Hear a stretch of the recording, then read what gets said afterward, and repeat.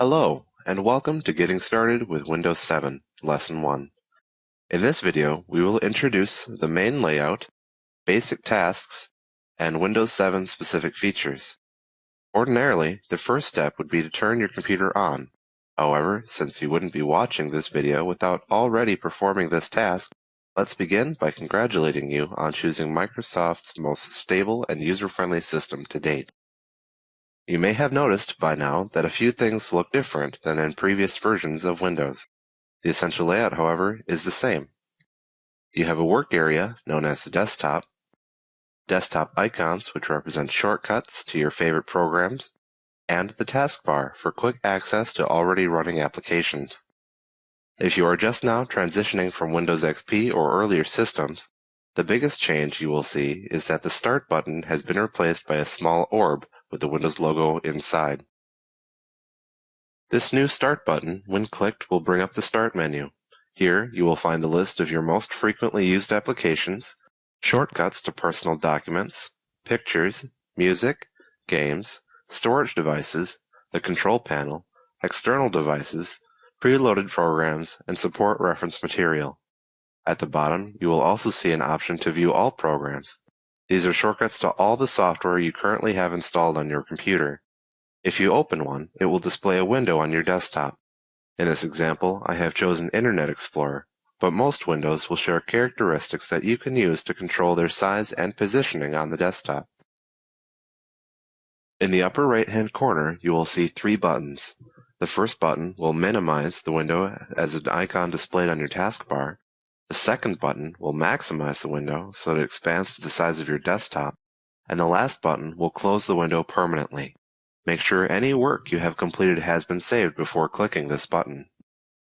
If you wish to change your window to a specific size or shape, you may move your mouse to the outer edge of the frame.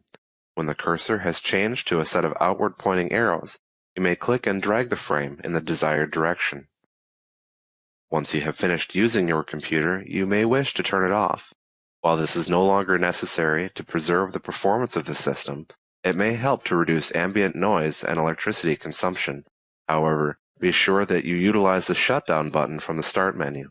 Powering off your computer with a power button or a breaker switch may cause damage to your system. Now that you know a little more on how to use Windows 7, let's finish by exploring the key features Microsoft has added to help streamline your productivity in Windows 7. Snap. Snap is used to easily organize your work area. If you click and drag the top portion of a window and drag it to the left or right edge of the screen, a rectangular box will appear covering half of either side. Letting go of the window will snap it into place. This can be useful for writing multiple documents or keeping a web page in view while you complete other tasks. Shake. Shake can be used to minimize all of your programs while leaving your active window open.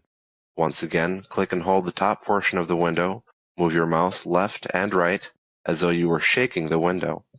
If done correctly, the window you shook will be the only window visible on your desktop. Peek. Peek is a fast way to access icons on your desktop without minimizing all of your open windows one by one. Move your mouse to the small rectangle to the right of the time and date section of the taskbar.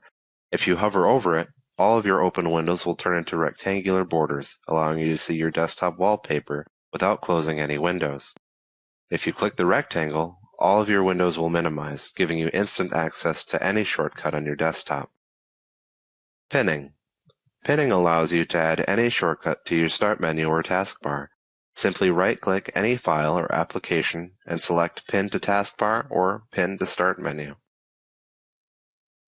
Jump List. Jump List makes finding frequently used files, folders, and websites quick and painless. Right-click any pinned shortcut to display a list of previously used files within that program. Preview. Preview gives you a live glimpse of any window while it's minimized. Just move your mouse over any open program icon on the taskbar and hover there for approximately 1 second. A row of small boxes with a live preview of each open window will appear. You can hover each of these to see a larger preview on your desktop. Libraries.